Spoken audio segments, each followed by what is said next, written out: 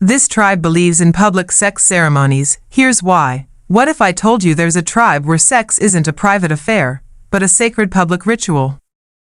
A place where intimacy isn't hidden behind closed doors, but celebrated out in the open, as part of ancient tradition. In a remote corner of the world, one tribe holds public sex ceremonies, and not for the reasons you might think. This isn't just about shock value, it's about belief, identity, and centuries-old culture. So why do they do it? And what can we learn from a lifestyle so radically different from our own?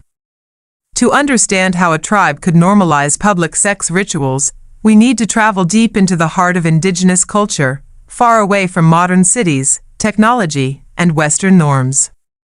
This tradition doesn't come from a place of exhibition or rebellion. It comes from ritual, fertility, and deep spiritual meaning. In tribes like the Trobriand Islanders of Papua New Guinea, sexual freedom is deeply embedded into their way of life. Here, sex isn't something taboo, it's something sacred, intertwined with birth, life, and community unity. But how did such a tradition begin? Centuries ago, before colonizers set foot on their land, tribal people didn't view sex as shameful or dirty.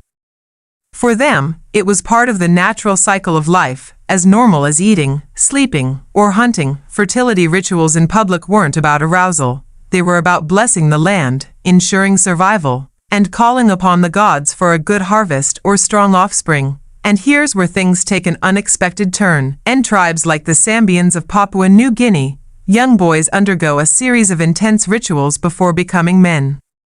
These include public ceremonies involving semen. In tribes like the Sambians of Papua New Guinea, young boys undergo a series of intense rituals before becoming men.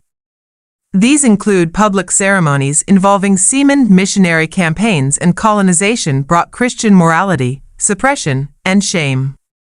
Nudity was outlawed. Public rituals were banned.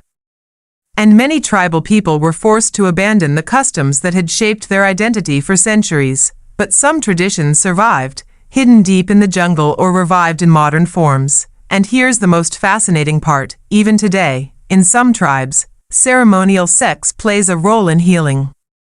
Certain African tribes believe that sex can cleanse spiritual energy.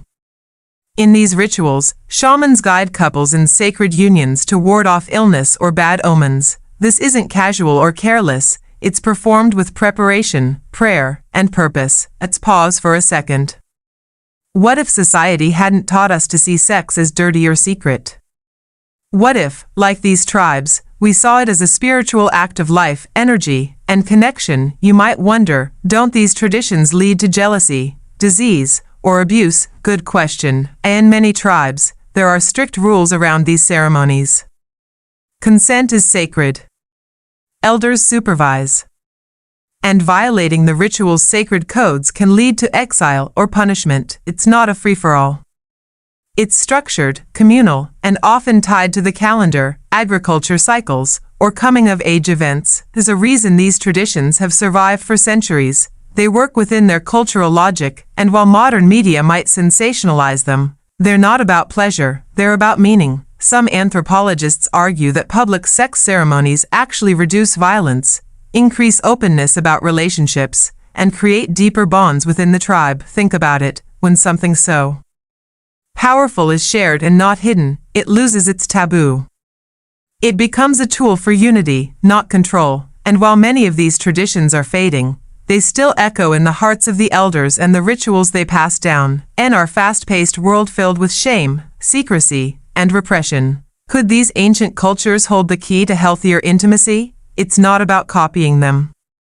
It's about learning how differently humans can live and still find balance, respect, and connection. The real question is, who decides what's normal? From remote villages in the South Pacific to hidden corners of the Amazon, public sex ceremonies are a reminder that the human experience is vast, varied, and full of wisdom we've barely scratched the surface of. Their way isn't better or worse, just different. And maybe that's what makes it worth understanding. Thanks for watching. If you found this story eye-opening, give this video a thumbs up and share it with your friends. Subscribe and hit the bell icon for more deep dives into fascinating stories from around the world. Drop a comment below. What are your thoughts on this tribe's traditions? Do you think society can learn something from it? I'd love to hear your perspective.